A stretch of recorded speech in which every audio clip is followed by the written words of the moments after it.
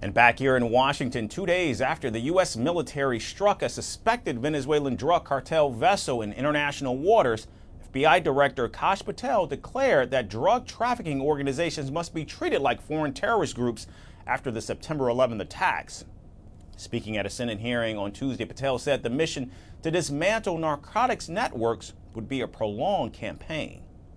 Absolutely. And the way to analogize this and why I've advocated for the designation, and I'm thankful that the Trump administration has designated these cartels and narco traffickers as foreign terrorist organizations, is because we must treat them like the foreign terrorist organizations post 9/11.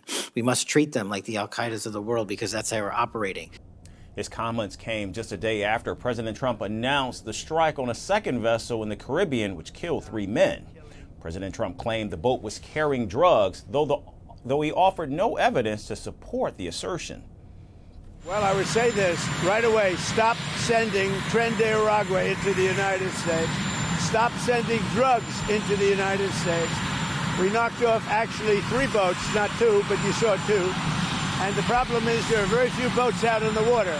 There are not a lot of boats out in the water. I can't imagine why. Not even fishing boats. There's nobody. Nobody wants to go take a fish. So it's one of those things. But the September 15th strike followed an earlier operation on September 2nd in which 11 people were killed after the U.S. military destroyed another alleged drug boat. Caracas, however, rejected the claim, insisting none of those killed were members of the group. In fact, the Venezuelan government last week even shared a video captured from a vessel that was allegedly intercepted by a U.S. warship in Caribbean waters. Venezuela's foreign minister stated that the tuna vessel was boarded in an illegal and hostile manner and that it was crewed by 9 humble fishermen and was harmless. The Venezuelan government demands that the United States immediately cease these actions that jeopardize the security and peace of the Caribbean, while calling on the American people to recognize the seriousness of these maneuvers and reject the use of their soldiers as sacrificial pawns to sustain the desires of a greedy and predatory elite. And now it's not just Venezuela, but Colombia has also questioned the legality of President Trump's actions, noting that the U.S. Constitution requires Congress, not the president, to declare war.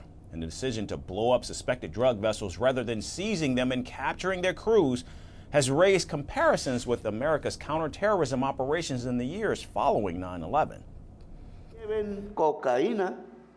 They have just destroyed another boat with 3 people on board, even if they were carrying cocaine. Killing 3 passengers on an unarmed and unarmored boat with a missile is murder. And the United States government is murdering Latin American people in their own land because it is territorial waters. It has no right to do so. And if there are Latin Americans here who grant the U.S. government the right to murder defenseless Latin Americans, they are nothing more than sepoy.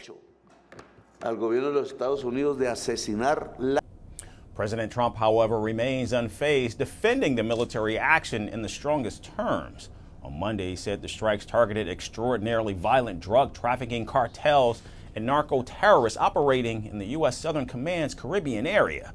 Even Defense Secretary Pete Hegseth framed the mission in combative terms, telling sailors and Marines earlier this month they were on the front lines of a critical counter-narcotics mission. Venezuela's President Nicolas Maduro, on the other hand, declared on Monday that communication with Washington had largely collapsed and accused the U.S. of attempting to remove him from power. I describe communications with the United States as existing on 2 channels and being damaged at the time. And today I can announce that communications with the U.S. government are broken by them with their threats of bombs, death, and blackmail. This is not how we operate. With threats and coercion, there will never be anything, and they know it. The back-to-back strikes have only escalated tensions between both Washington and Caracas, with President Trump continuing to pursue a hardline approach while Venezuela's Maduro rallies against what he sees as U.S. interference. With American jets, warships, and submarines now stationed in the Caribbean, both the scale and scope of the U.S. campaign against drug cartels remains uncertain, and the region is now bracing for what could be a possible military confrontation. Firstpost now available in 9 languages on YouTube. English, At $36 trillion. French, Le FMI, comme German, geschäftsführenden Direktoren, Hindi, $36 trillion का कर्ज हो. Indonesian, Pemerintah tanpa pemeriksaan. Italian, Sekali radikali. Japanese, 4兆ドル以上も Portuguese, por causa do próprio balanço patrimonial. Spanish. Beautiful bill. Go to Settings, click on Audio Track and select the language of your choice. Be the first to know what's happening around you in your first language. Firstpost.